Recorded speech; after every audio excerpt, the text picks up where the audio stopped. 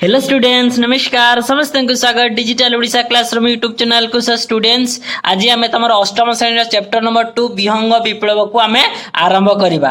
प्रथम जाना जे कौन यह एक विहंग विप्लव हूँ एक अति सुंदर गल्प। यही गल्पर गाल्पिक अर्थात यही गल्प को लिखिं किए ना महापात्र नीलमणि साहू। बुझीपार समस्ते।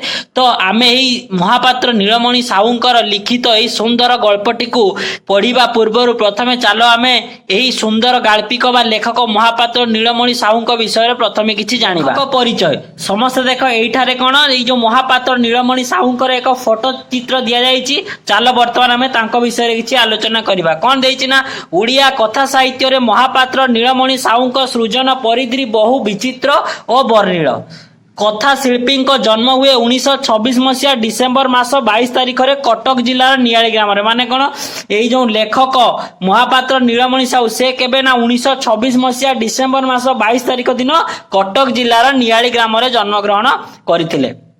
तांको पितांको नाम थिला कौन ना महापात्र वीरवर साहू और मातांको नाम राधिका देवी। बुझीपार समस्त एटा समस्त मन रखी देथिबो कौन जे महापात्र नीलमणि साहू 1926 मसीहा डिसेम्बर मास 22 तारिख कटक जिलार नियाली ग्राम रे जन्म ग्रहण करथिले। तांको पितांको नाम कौन थिला ना महापात्र वीरवर साहू और मातांको नाम थिला राधिका देवी। समस्त जानि पारलो जीवनर वास्तवता को अविकल भावे तांको गल्प रे स्थानित करिसथि। तांको जो गल्प गुडा से लेखंती पूरा वास्तव जीवन को नहीं ताहाकू सही गल्प कौन करती स्थानित करती। एथि सहित कौन है ना उत्कलीय संस्कृति को अनन्य रूप रागरे उपस्थापन करिबारे से जेतिकी धुरंधर सेतिकी विचक्षण। तांको रचना मध्य से आउ सब कौन कौन लिखिछथि ना मिछ बाघ, सुमित्रार हस, विष्णु माया, अंध रातिर सूर्य, आकाश पाताल और अभिशप्त गंधर्व प्रभृति अनेक गल्प पुस्तक लिखिछथि। यही सब गल्प पुस्तक बहुत गुड़ाक लिखिछथि। श्रीजुक्त साहू केंद्र साहित्य एकाडेमी सारला पुरस्कार और साहित्य भारती सम्मान रे सम्मानित होइछन। बुझिपालो एते सब से बहुत एते सुंदर जेहेतु सब लेखा गुड़ाक से लेखंती तेणु यही सब सम्मान कौन केंद्र साहित्य एकाडेमी सम्मान, सारला पुरस्कार, साहित्य भारती यही भली विभिन्न सम्मान रे से सम्मानित होइछंती।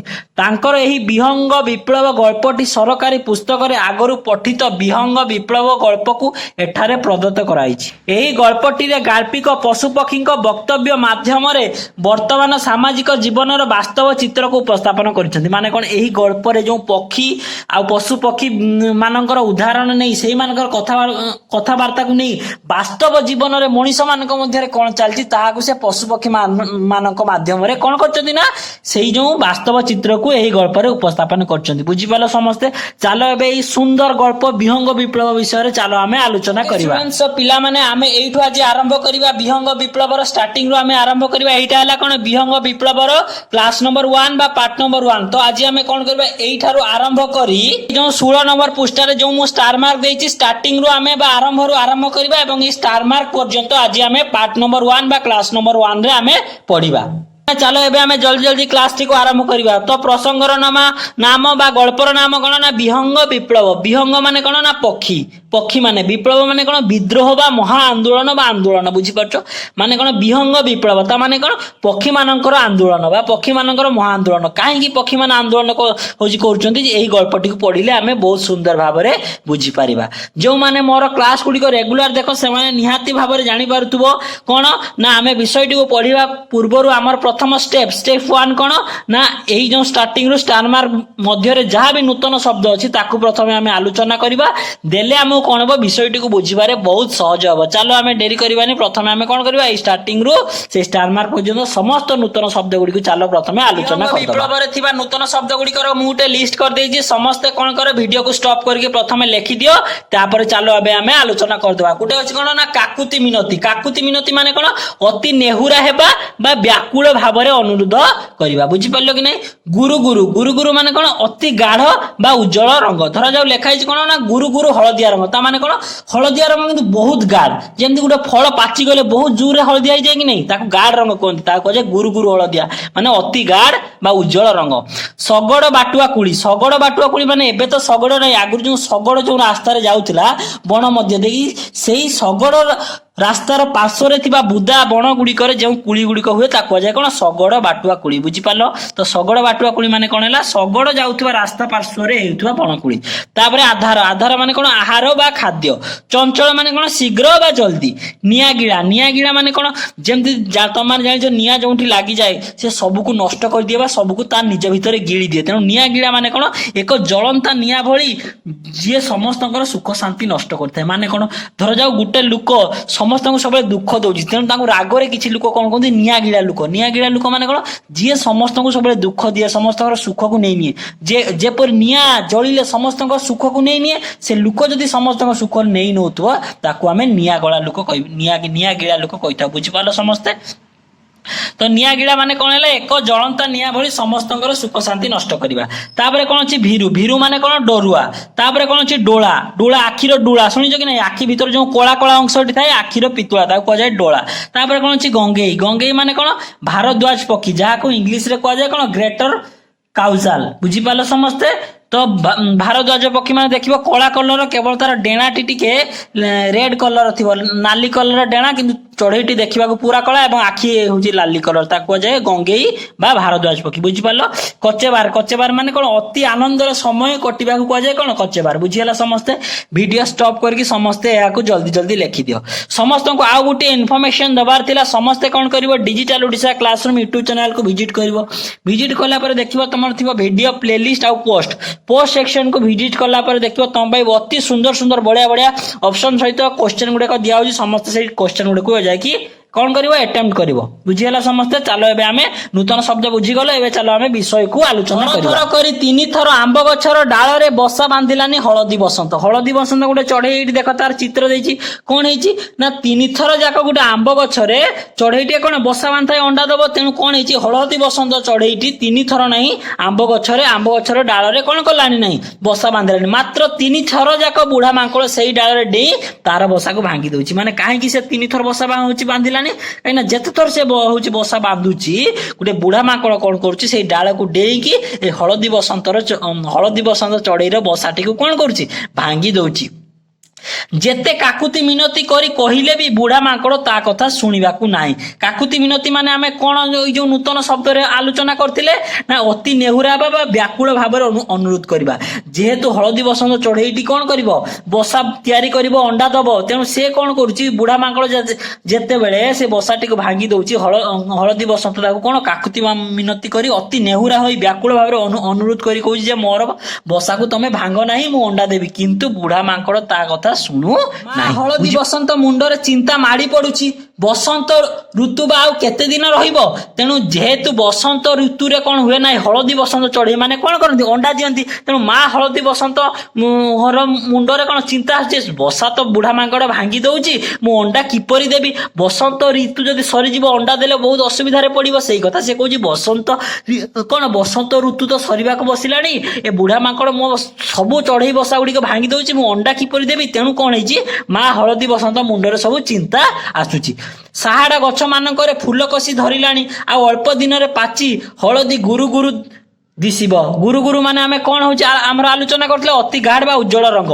ଏଇ ଯୋଉ ସାହାଡା ଗଛ ମାନଙ୍କରେ ଯୋଉ ଫୁଲ କଷି ହେଇଛି, ସେଥିରେ ସେଇ ଫୁଲ କଷି ଗୁଡିକ କଣ ହବ କିଛି ଦିନ ପରେ ପାଚିକି ପୁରା ଅତି ଗୁରୁ ମାନେ କଣ କହିଥିଲେ ଅତି ଗାଢ ହଳଦୀ ରଙ୍ଗର ହେଇଯିବ। ଦେଲେ କଣ ହବ ବୁଦା ମାନଙ୍କରେ ଶଗଡ ବାଟୁଆ କୁଳି ପାଚି ଲାଲ ଟହ ଟହ ଦିଶିବ। ଶଗଡ ବାଟୁଆ କୁଳି ମାନେ ଆମେ କଣ ହଉଛି ଆଲୋଚନା କରିଥିଲୁ ନା ଶଗଡ ଯାଉଥିବା ରାସ୍ତା ପାର୍ଶ୍ୱରେ ହେଉଥିବା ବଣକୁଳି, ମାନେ ବଣର ଭିତର ଦେଇ ଯୋଉ ଶଗଡ ଯିବା ପାଇଁ ରାସ୍ତା ଥାଏ ସେଇ ରାସ୍ତା ପାର୍ଶ୍ୱରେ ହେଉଥିବା କୁଳିକୁ ଶଗଡ ବାଟୁଆ କୁଳି କୁହାଯାଏ। ସେଇ କୁଳି ମଧ୍ୟ ପାଚିକି ଲାଲ ଟହ ଟହ ଯଦି ବସନ୍ତ ଋତୁଟା ସରିଯିବ ଦେଲେ କଣ ହବ ଏଇ ଯୋଉ କୁଳି ଗୁଡିକ ପାଚି କଣ ଲାଲ ହେଇଯିବ, ଆଉ ସାହାଡା ଗଛର ଫୁଲ କଷି ସବୁ ଗାଢ ହଳଦିଆ ପଡିଯିବ।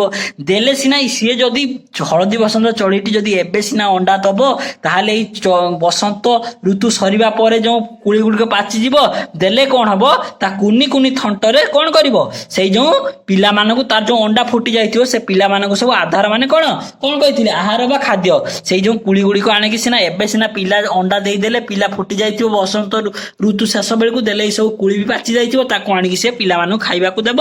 ଛୁଆ ସବୁ ଚଞ୍ଚଳ କଣ ହେବେ ବଢିଯିବେ। ଚଞ୍ଚଳ ମାନେ ଆମେ କଣ ହଉଛି ଆଲୋଚନା କରିବୁ ଶୀଘ୍ର, ଯେହେତୁ କୁଳି ଗୁଡିକ ଖାଇବେ ତେବେ ଯଦି ଅଣ୍ଡା ଦେଇଦେବ ଛୁଆ ଠିକ ଟାଇମରେ ଫୁଟିବେ ଏବଂ କୁଳି ଗୁଡିକ ମଧ୍ୟ ସେ ପାଇବ, ତେଣୁ ପିଲାମାନେ ଠିକ ଠିକ ଜଲ୍ଦି ଜଲ୍ଦି ବଢିଯିବେ।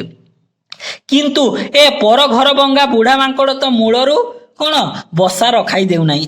ଏଇ ବସା ସିନା ରହିଲେ ହଳଦୀ ବସନ୍ତ କଣ କରିବ, ଅଣ୍ଡା ଦବ। ଏଇ ବଦମାସ ପର ଘର ଭଙ୍ଗା ବୁଢା ମାଙ୍କଡ କଣ କରୁଛି, ସେଇ ହଳଦୀ ବସନ୍ତ ଚଢେଇର ବସାକୁ କଣ କରୁଛି, ଭାଙ୍ଗି ଦଉଛି। ସେ ଅଣ୍ଡା ଦେବ କେବେ ଆଉ ଛୁଆ ଫୁଟିବ କେବେ? ଇଏ ଯଦି ବସାକୁ ସବୁ ଭାଙ୍ଗି ଦବ, ଅଣ୍ଡା ଆଉ ହଳଦୀ ବସନ୍ତ କେବେ ଦବ ନା ଛୁଆ କେବେ ଫୁଟିବ, ସେ କଣ କୁଳି କେବେ ଖାଇବେ? ସେଇ କଥା ସେଇଥିପାଇଁ କଣ ମା ହଳଦୀ ବସନ୍ତ ମୁଣ୍ଡରେ ଚିନ୍ତା ପଡିଛି। ମା ହଳଦୀ ବସନ୍ତ ଚିନ୍ତା କରିବା ସମୟରେ କଣ ହେଲା, କୁଳୁରୁ କୁଳୁ କୁଳୁରୁ କୁଳୁ ଗୋଟେ ଶବ୍ଦ ଶୁଣାଗଲା। ଏଇଭଳି ଶବ୍ଦ କରିକି ପୁରୁଷ ମା ହଳଦୀ ବସନ୍ତ ଚିନ୍ତାରେ ବସିକି ଏଇ କଥା ଚିନ୍ତା କରୁଥିଲା। ଏଇଭଳିଆ କୁଳୁରୁ କୁଳୁରୁ ଶବ୍ଦ କରି ପୁରୁଷ ହଳଦୀ ବସନ୍ତଟି କୋଉଠି ଥିଲା ବୁଲି ବାଲିକି ଆସି ମା ହଳଦୀ ବସନ୍ତ ପାଖରେ ପହଞ୍ଚିଗଲା। ତାର ହଳଦିଆ ସୁନା ଦେହଟି ଖରାରେ ମଳିନ ଦୁଶୁଥାଏ। ହଳଦୀ ବସନ୍ତ ଦେଖିବାକୁ ପୁରା ସୁନେଲି କଲର ହଳଦିଆ ରଙ୍ଗର କି ନାହିଁ, ଯେହେତୁ ତାଙ୍କର ବସା ଭାଙ୍ଗି ଦଉଛି ସେଇ ସବୁ ଚିନ୍ତାରେ, ଆଉ ଏ ଖରା ଯେଉଁ ପ୍ରବଳ ହଉଛି ସେଇ ଖରାରେ ତାଙ୍କର ହଳଦିଆ ରଙ୍ଗଟା ମା କଣ ପୁରୁଷ ହଳଦୀ ବସନ୍ତର ଦେହଟା ଟିକେ ମଳିନ ଦେଖାଯାଉଛି। ହଳଦୀ ବସନ୍ତ ଆସିକି କଣ କହିଲା, କହିଲା ଯେ ବୁଝିଲ ପାଖ ଆଖରେ ଆଉ କୋଉ ଗଛ ଖାଲି ନାହିଁ। କାହା କହିଲା ନା ମା ହଳଦୀ ବସନ୍ତ କଣ କହିଲା ପୁରୁଷ ହଳଦୀ ବସନ୍ତଟି ଯେ କଣ ବୁଝିଲ ପାଖ ଆଖରେ ଆଉ କୌଣସି ବି ଗଛ ଖାଲି ନାହିଁ। ସବୁ ଗଛରେ କଣ ହେଇଛି ନା ଅନ୍ୟ ଚଢେଇ ମାନେ ସବୁ ବସା ବାନ୍ଧି ଅଣ୍ଡା ଦେଇ ସାରିଲେଣି। ଆଉ ପାଖରେ କିଛି ହଉଛି ଗଛ ଫାଙ୍କା ନାହିଁ। ସବୁ ଗଛରେ କଣ ହେଇଛି, ଅନ୍ୟ ଚଢେଇ ମାନେ ସବୁ ଅଣ୍ଡା ଦେଇ ସାରିଲେଣି। କେତେକ ଅଣ୍ଡା ଉଷମାଉଛନ୍ତି, ଆଉ କିଛି କଣ ମାନେ ଆଉ କିଛି ଚଢେଇ କଣ କରୁଛନ୍ତି ନା ଅଣ୍ଡାକୁ ଉଷୁମାଉଛନ୍ତି। ଆଉ କେତେଙ୍କର ଛୁଆ ଫୁଟିଗଲାଣି। କିଛି ଚଢେଇ କଣ କରୁଛନ୍ତି, ଅଣ୍ଡା ଦେଇକି ଅଣ୍ଡାକୁ ଗରମ କରୁଛନ୍ତି ବା ଉଷୁମାଉଛନ୍ତି। ଆଉ କିଛି ଚଢେଇଙ୍କର ଅନ୍ୟ ସବୁ ଗଛରେ କଣ ନାହିଁ ଛୁଆ ଫୁଟିଗଲାଣି। ଆମେ ଏବେ କଣ କରିବା? ସେଇଠୁ ପୁରୁଷ ହଳଦୀ ବସନ୍ତ କଣ କହୁଛି, ଆମେ କଣ କରିବା? ବୁଢା ମାଙ୍କଡ ତ ଆମର ସବୁ କଣ କରୁଛି, ବସାକୁ ଭାଙ୍ଗି ଦଉଛି। ମା ହଳଦୀ ବସନ୍ତ ଦୁଃଖରେ କାନ୍ଦି ପକାଇଲେ। ଏଇ କଥା ଶୁଣିକି ଯେ ଅନ୍ୟମାନେ ସମସ୍ତଙ୍କ ନାଇଁ ଅଣ୍ଡା ଦେଇ ସାରିଲେଣି, କିଏ ଛୁଆ କାହାର ଛୁଆ ଫୁଟିଲାଣି ଏଇ କଥା, କିନ୍ତୁ ଆମର ବସା ତିଆରି ହୋଇପାରୁନି। ଏଇ କଥା ଭାବିକି ମା ହଳଦୀ ବସନ୍ତ କଣ କଲା, ଦୁଃଖରେ କାନ୍ଦି ପକାଇଲା। କାନ୍ଦି କାନ୍ଦି କହିଲା, ଆଉ ଦୁଃଖରେ କାନ୍ଦି କାନ୍ଦିକି କଣ କହିଲା, ସେ ନିଆଁ ଗିଳା ବୁଢା ମାଙ୍କଡକୁ ଜବତ କରିବା ପାଇଁ କଣ ଏଠି କେହି ନାହିଁ? ଏ ନିଆଁ ଗିଳା ମାନେ ଆମେ ନୂତନ ଶବ୍ଦରେ କଣ ହଉଛି ଆଲୋଚନା ଆମର କରିଥିଲୁ। ନିଆଁ ଗିଳା ମାନେ ଏକ ଜଳନ୍ତା ନିଆଁ ଭଳି ସମସ୍ତଙ୍କର ସୁଖ ଶାନ୍ତି ନଷ୍ଟ କରିବା।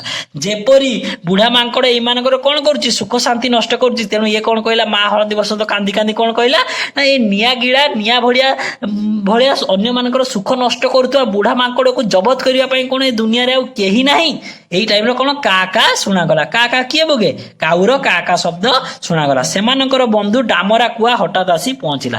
ଏଇ କଥା ପୁରୁଷ ହଳଦୀ ବସନ୍ତ ଆଉ ମା ହଳଦୀ ବସନ୍ତ ଯେତେବେଳେ ବସି କଥା ହଉଥାନ୍ତି, ସେଇ ଟାଇମରେ କା କା ଶବ୍ଦ କରିକି ଡାମର କାଉ ଆସିକି କଣ ହେଲା ନା ପହଞ୍ଚିଗଲା। ପହଞ୍ଚିକି ସବୁ ଶୁଣି ସାରିକି ସେଇ କଥା କଣ କହିଲା, ଏଇମାନଙ୍କ ପାଖରୁ ସବୁ ଶୁଣିଲା ଯେ କଣ ବୁଢା ମାଙ୍କଡ ଆସିକି ସବୁ ଆଙ୍କ ବସା ଭାଙ୍ଗି ଦଉଛି। ଏଇ କଥା ଶୁଣିକି କଣ କହିଲା, ତୁମେ ମାନେ ବଡ ଭୀରୁ ମାନେ ଆମେ କଣ ହଉଛି ଆମର ଆଲୋଚନା କରିଥିଲେ। ଭୀରୁ ମାନେ କଣ ହେଲା, ଡରୁଆ। କଣ ଡରୁଆ ତ କଣ କହିଲା ଯେ କାଉ କଣ କହିଲା, ଡାମରା କାଉ ହଉଛି ହଳଦୀ ବସନ୍ତ ମାନଙ୍କୁ ଯେ ତୁମେ ମାନେ ବହୁତ ଡରୁଆ। ବୁଢା ମାଙ୍କଡଟାକୁ ଜବତ ହଉଛି କରିପାରୁନ। ତମମାନେ ଏତେ ଡରୁଆ ଯେ ଗୋଟେ ବୁଢା ମାଙ୍କଡ ଆସି ତମ ବସା ଭାଙ୍ଗି ଦଉଛି, ତମମାନେ ତାକୁ ଜବତ କରିପାରୁନ। ଆମ କାଉ ମାନେ କାହାରି ଅତ୍ୟାଚାର ସହି ପାରୁନାହୁଁ। ସେଇଠୁ କଣ କହିଲା, ତୁମମାନେ ସିନା ତା ଅତ୍ୟାଚାର ସହୁଛ, ଆମ କାଉ ମାନେ କିନ୍ତୁ କାହାରି ଅତ୍ୟାଚାର କେବେ ସହୁ ନାହୁଁ। ଆମ ପ୍ରତି କିଏ ଯଦି ଖରାପ ବ୍ୟବହାର କରେ, ଆମେ ତାକୁ ଥୁଣ୍ଟରେ ଖୁମ୍ପି ଆଉ ନଖରେ ବିଦାରି ନଖରେ ଆମ୍ପୁଡି ଦେଇ ଅସ୍ତବସ୍ତ କରିଦଉ। ସେଇଠୁ କାଉ କଣ କହିଲା ଯେ ତୁମେ ହଳଦୀ ବସନ୍ତ ମାନେ ସିନା କିଛି କରୁନ, ହେଲେ ଆମ କାଉ ମାନଙ୍କୁ ଯିଏ ଆକ୍ରମଣ କରେ ବା ଅତ୍ୟାଚାର କରେ, ଆମେ ତାକୁ ଥୁଣ୍ଟରେ କଣ କରୁ, ଖୁମ୍ପି ଆଉ ନଖରେ ଆମ୍ପୁଡି ତାର ଅବସ୍ଥା ଖରାପ କରିଦଉ। ସର୍ବସାଧାରଣ ରାସ୍ତା ଉପରେ ସମସ୍ତେ ମିଶି ବଡ ପାଟିରେ ତାକୁ ଗାଳି ଦଉ। ଆଉ ସେଇ ଲୋକକୁ ବା ସେଇ ଆମର ଜୀବକୁ ଯିଏ ଆମର ଅନିଷ୍ଟ କରେ କଣ କରୁ, ନଖରେ ଆମ୍ପୁଡି ଦଉ, ଆଉ କଣ ଥଣ୍ଟରେ ଖୁମ୍ପି ଦଉ, ଆଉ କା ହଉଛି ରାବିକି ତାକୁ ଗାଳି କରି ଆମେ କଣ କରୁ, ତାକୁ ଅସ୍ତବ୍ୟସ୍ତ କରିଦଉ। ତାର ଇଜ୍ଜତ ମହତ ସାରିଦଉ। ଏମିତି ତାର ଅବସ୍ଥା କରୁ, ତାର ଇଜ୍ଜତ ମଧ୍ୟ ପଳାଏ। ସେଥିପାଇଁ ତ ବୁଢା ମାଙ୍କଡ ଆମ ବସାରେ ଛାଇ ମାଡେ ନାହିଁ। ଏଇ ବୁଢା ମାଙ୍କଡକୁ ଆମେ ଏଇଭଳିଆ ସବୁ ଶାସ୍ତି ଦଉ ବୋଲି ସିଏ ଆମ ବସା ପାଖକୁ କେବେ ବି ଯାଏ, ଛାଇ ମାଡେ ନାହିଁ, ମାନେ କେବେ ବି ତା ପାଖକୁ ଯାଏ ନାହିଁ। କାଉର ଏଇ କଥା ଶୁଣି ପୁରୁଷ ହଳଦୀ ବସନ୍ତ କହିଲା, କଣ ଆଉ କରିବୁ? କଣ କହିଲା ନା, କଣ ଆଉ ଆମେ କରିବୁ କହ? ତାକୁ ଯେତେ ନେହୁରା ହୋଇ କହିଲୁ ସେ କଣ ଶୁଣୁଛି? ଆମେ ହେଲୁ ଗାୟକ ଜାତି, ବସନ୍ତ ଋତୁରେ ଗୀତ ବୋଲିବା ଆମର କାମ, ଆମର ତ ତମ ଭଳି ଲଢୁଆ ଜାତି ନଉ। ତା ମାନେ କଣ କହିଲା ଯେ ପୁରୁଷ ହଳଦୀ ବସନ୍ତ କଣ କହିଲା ଯେ ଆମେ ଆଉ କଣ କହିବା, ଆମେ ତାକୁ କେବଳ କଣ କରୁ ନେହୁରାଉ।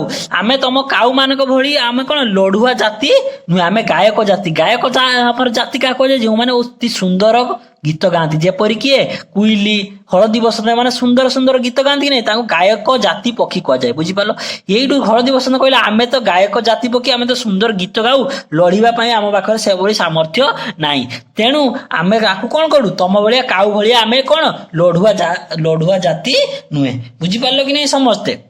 ଏହି ସମୟରେ ଏଇ କଥା ହେଲା ବେଳେ ଡାମର କାଉ ଆଉ ହଳଦୀ ବସନ୍ତ ଗୋଟିଏ ଆକାଶରେ ଚିରିଂ ଚିରିଂ ଚିରିଂ ଚିରିଂ ଶବ୍ଦ ଶୁଭିଲା।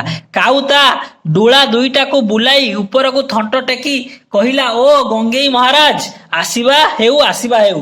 ବର୍ତ୍ତମାନ ଆମେ ଏଇଠି କଣ ପଢିଥିଲେ, ଡୋଳା। ଡୋଳା ମାନେ ଆମେ କଣ ହଉଛି ଆମର ଆଲୋଚନା କରିଥିଲେ। ଡୋଳା ମାନେ ଦେଖ ଆଖିର ପିତୁଳା, ମାନେ ତମ ଆଖି ଭିତରେ ଯୋଉ କଳା ଅଂଶଟି ଅଛି। ଯେମିତି ଚିରିଂ ଚିରିଂ ଶବ୍ଦ ଶୁଭିଲା, କାଉ କଣ କଲା, ତା ଆଖିର ଯୋଉ ଡୋଳାକୁ ଉପରକୁ ବୁଲାଇ ଦେଖିଲା କଣ ଆକାଶରେ କିଏ ନା ଗଙ୍ଗେଇ ମହାରାଜ ଦେଇକି ତାଙ୍କୁ ସିଏ କଣ କହିଲା, ଗଙ୍ଗେଇ ମହାରାଜ ପରା, ଆସିବା ହେଉ। ଗଙ୍ଗେଇ ମହାରାଜ ମାନେ ଆମେ କଣ ହଉଛି ଆମର ଆଲୋଚନା କରିଥିଲେ, ମାନେ କଣ ଭାରଦ୍ୱାଜ ପକ୍ଷୀ ବା ଇଂଲିଶରେ ଯାହା କୁହାଯାଏ କଣ ଗ୍ରେଟର କାଉସାଲ। ବୁଝିପାରିଲ ସମସ୍ତେ? ତ ସିଏ ଦେଖିଲେ କଣ ଆକାଶରେ ଚିରିଂ ଚିରିଂ ଶବ୍ଦ ଶୁଣିକି କାଉ ଉପରକୁ ଦେଖିଲା ବେଳକୁ କିଏ ଅଛି ନା ଗଙ୍ଗେଇ ପକ୍ଷୀ ବା କିଏ ଭାରଦ୍ୱାଜ ପକ୍ଷୀ। ବୁଝିଲା? ତାଙ୍କୁ ସେ ସମ୍ମାନରେ କଣ ହଉଛି ଆମର ଡାକନ୍ତି ସେମାନେ ନା ଗଙ୍ଗେଇ ମହାରାଜ ବୋଲି। ବୁଝିପାରିଲ ସମସ୍ତେ? ଆସି କାଉ ପାଖରେ ବସିଲା। କାଉ ପଚାରିଲା, ଆଉ କଣ ଆଉ ସବୁ ଖବର କଣ ଗଙ୍ଗେଇ ମହାରାଜ? ଦେଇ କାଉ କଣ ପଚାରିଲା ଯେ ଗଙ୍ଗେଇ ମହାରାଜ ଆଉ ଖବର ସବୁ କଣ? ଆଜିକାଲି ତ ତୁମ ମାନଙ୍କର କଚେବାର ମାନେ ଆମେ ସବୁ କଣ ଜାଣିଥିଲୁ, ଆମର କଚେବାର ମାନେ ଆମେ ଆଲୋଚନା କରିଥିଲୁ କଣ ଅତି ଆନନ୍ଦର ସମୟ କଟିଯିବ। ଯେ ତୁମର ତ ଏବେ ତ ବହୁତ ଆନନ୍ଦର ସମୟ କଟୁଥିବ। ଗାଡିଆ ପୋଖରୀ ତ ଶୁଖି ଆସିଲାଣି, ମାଛ ଦିଟା ଭଲ ମିଳୁଥିବ। ବର୍ତ୍ତମାନ ତ ଗାଡିଆ ପୋଖରୀ ସବୁ ଶୁଖିଗଲାଣି, ତ ବଢିଆ ମାଛ ସବୁ ମିଳୁଥିବ, ଖାଇକି ଭଲ ଥିବ। ଚିରିଂ କରିକି ଗଙ୍ଗେଇ ପକ୍ଷୀ କଣ କହିଲା ନା, ନାଇଁ ହୋ, ଯେ ନା ଗଡିଆ ପାଣି ଶୁଖିଗଲେ କଣ ହବ, ମଣିଷ ପେଟକୁ ତ ସବୁ ନିଅଣ୍ଟ ପଡିଗଲାଣି, ଯେ ମଣିଷ ମାନଙ୍କୁ ତ କିଛି କୁଳୁ ନାହିଁ, ଆମକୁ କଣ କୁଳିବ? ଗଡିଆ ପୋଖରୀ ଆଜିକାଲି କୁଜି ଗେଣ୍ଡାଟିଏ ବି ମିଳିବା କଷ୍ଟକର। ମାଛ ତ ଦୂର କଥା, ଗେଣ୍ଡାଟିଏ ବି ପୋଖରୀରେ ମିଳୁନାହିଁ, ସବୁ ମଣିଷ ମାନେ ଧରି ନେଇକି ଖାଇ ଦଉଛନ୍ତି। ତାପରେ ହଳଦୀ ବସନ୍ତ ଉଦ୍ଦେଶ୍ୟରେ କହିଲା, ତାପରେ ହଳଦୀ ବସନ୍ତକୁ ଦେଖିକି କଣ କହିଲା, ହଳଦୀ ବସନ୍ତ ଭାଇ, ଚାରିଆଡେ ଏତେ ରଙ୍ଗର ଫୁଲ, ଏତେ ପ୍ରକାର କୁଳି, ଆଉ ଏତେ ସୁନ୍ଦର ପବନ। ବର୍ତ୍ତମାନ ବସନ୍ତ ଋତୁରେ ଏତେ ସୁନ୍ଦର ଫୁଲ ଫୁଟିଛି ଚାରିଆଡେ, ଏତେ ବଢିଆ କୁଳି ହେଇଛି, ଏତେ ସୁନ୍ଦର ପବନ ହଉଛି।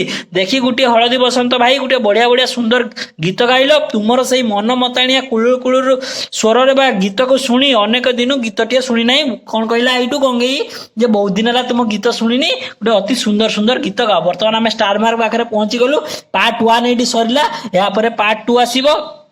এইটি তোমার ক্লাসটি আজ সমাপ্ত হলা। যদি ভিডিওটি ভাল লাগিথিব সমস্তে ক্লাসକୁ লাইক কর এবং কেতেবেলে কোন ক্লাস অপলোড হଉଛି তার যদি নোটিফিকেশন পাইବାକୁ চাହୁଛ ସମସ୍ତେ କଣ କର ନା ଚ୍ୟାନେଲକୁ ସବସ୍କ୍ରାଇବ କର। ସମସ୍ତଙ୍କୁ ବହୁତ ଧନ୍ୟବାଦ। Thank you.